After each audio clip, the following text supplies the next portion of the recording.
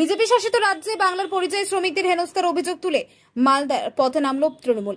বুধবার মালদা কলেজ মাঠ থেকে রাজমহল রোড হয়ে পড়া মোড় পর্যন্ত মিছিল করেন তৃণমূল নেতাকর্মীরা। মিছিলে ছিলেন তৃণমূলের জেলা সভাপতি আব্দুর রহিম বক্সি, জেলা চেয়ারম্যান চৈতালি ঘোষ সরকার, পৌরসভার চেয়ারম্যান কৃষ্ণ নারায়ণ চৌধুরী, সভাধিপতি লিপিকা বর্মন ঘোষ এবং শাখা সংগঠনের সভাপতি এবং অন্যান্য নেতৃত্বরা।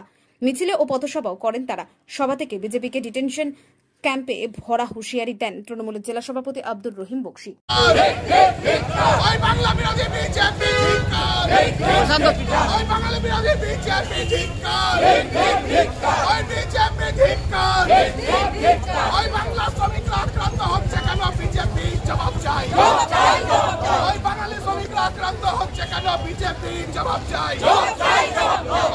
বিরোধী বিজেপি তোমায় জানাই ধিক্কার, বাঙালি বিরোধী বিজেপি তোমায় জানাই ধিক্কার।